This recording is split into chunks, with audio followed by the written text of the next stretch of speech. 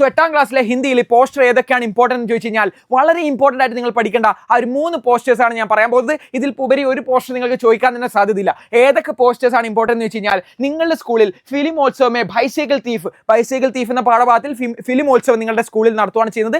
അതിൻ്റെ ഒരു പോസ്റ്റർ തയ്യാറാക്കണം. എല്ലാവരും ആ ഒരു ഫിലിമോത്സവിൽ ഇൻവൈറ്റ് ചെയ്തുകൊണ്ടുള്ള ആ ഒരു പോസ്റ്റർ നിങ്ങൾ തയ്യാറാക്കണം. ഈ ചോദ്യം വളരെ ഇമ്പോർട്ടൻ്റ് ആണ്. ബൈസൈക്കിൾ തീഫിൽ നിന്നാണ് ആ ഒരു ചോദ്യം വരുന്നത്.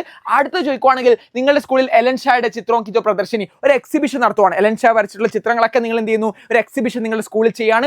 ആ ഒരു പോസ്റ്ററും നിങ്ങൾ വളരെ ഇമ്പോർട്ടൻ്റ് ആയിട്ട് പഠിക്കേണ്ടിരിക്കുകയാണ് ചെയ്യുന്നത്. സോ ആ ഒരു പോസ്റ്റർ നോട്ട് വെച്ചോളൂ. 2 പോസ്റ്റേഴ്സ് ഞാൻ പറഞ്ഞു. ബൈസൈക്കിൾ തീഫിലെ ഒരു ഫിലിമോത്സവം എന്ന് പറയുന്നതും രണ്ടാമത്തെ നിങ്ങളുടെ സ്കൂളിൽ എന്താണ് ചിത്രങ്ങളുടെ ഒരു എക്സിബിഷൻ നടത്തുകയാണ് ചെയ്യുന്നത്. എലൻ ഷായുടെയാണ്. നോട്ട് ചെയ്യണം. 2 പാഠഭാഗത്തിൽ കഴിഞ്ഞില്ലേ. ഇനി നിങ്ങൾ പഠിക്കേണ്ടതാണ്. അത്ര ഇമ്പോർട്ടൻ്റ് അല്ലെങ്കിൽ പോലും പേഡ് എന്ന പാഠഭാഗം നമ്മൾ പഠിച്ചല്ലേ. സോ ലുവാനയുടെ ആ ഒരു പേടിലെ ആ പേടുന്നതും അതുപോലെ തന്നെ ലുവാനയും എല്ലാം നമ്മൾ എന്താണ് പര്യാവരണ സംരക്ഷണമാണ് അല്ലെ. സോ ഒന്നാമത്തെ പേഡ് ആയിക്കോട്ടെ, സുഷി ശുക്ലിന്റെ ആയിക്കോട്ടെ, ജൂലിയ ലൂണ ആയിക്കോട്ടെ, എല്ലാത്തിലും ഉള്ള മെയിൻ തീം എന്ന് പറയുന്നത് ആ ഒരു കൺസർവേഷൻ ഓഫ് നേച്ചർ എന്ന് പറയുന്ന ഒരു കാര്യമാണ്. പ്രകൃതിയെ സംരക്ഷിക്കുക എന്നൊരു കാര്യമാണ്. ഇതിന് ആധാരിതമായിട്ടും ഉറപ്പായിട്ട് നിങ്ങൾ എന്താണ് പര്യാവരണ സംരക്ഷണന്റെ ഭാഗമായിട്ട് ഒരു പോസ്റ്റർ തയ്യാറാക്കുക എന്ന് ചോദിച്ചു കഴിഞ്ഞാലും ഈ ഒരു 3 കാര്യക്രമ പോസ്റ്റേഴ്സ് ആണ് നിങ്ങൾ എക്സ്പെക്ട് ചെയ്യേണ്ടത്. സോ ഈ ഇത്രയും കാര്യങ്ങൾ പഠിച്ചു കഴിഞ്ഞാൽ നിങ്ങൾക്ക് പോസ്റ്ററിലെ 4 മാർക്ക് ഈസി ആയിട്ട് വാങ്ങാം. സോ ടീ വെച്ചോ, ക്ലിയർ അല്ലടാ. സോ എന്തായാലും നല്ല രീതിയിൽ പഠിച്ചോളൂ. ഈ 3 പോസ്റ്റേഴ്സ് വളരെ ഇമ്പോർട്ടൻ്റ് ആണ്. ഇതുപോലെ ഇൻട്രസ്റ്റിംഗ് ആയിട്ടുള്ള കാര്യങ്ങളൊക്കെ പഠിക്കാൻ ഈ ഒരു വാട്സ്ആപ്പ് ചാനൽ സെറ്റ് ചെയ്തിട്ടുണ്ട്. ഈ ഒരു വാട്സ്ആപ്പ് ചാനൽ ജോയിൻ ചെയ്യാൻ വേണ്ടി ജസ്റ്റ് ജിമ്മൻ സാർ ജൂപ്പോടെ ഇൻസ്റ്റാഗ്രാം ഐ ഡി നോക്കി കഴിഞ്ഞാൽ അവിടെ ഒരു വാട്സ്ആപ്പ് ചാനൽ ലിങ്ക് നിങ്ങൾക്ക് ലഭിക്കുന്നതാണ്. സോ നേരെ ജോയിൻ ചെയ്തോ വാട്സ്ആപ്പ് ചാനൽ. ബാക്കിയുള്ളതൊക്കെ നമുക്ക് ഡിസ്കസ് ചെയ്യാം. ठीक है बच्चों, मिलते हैं चैनल के अंदर.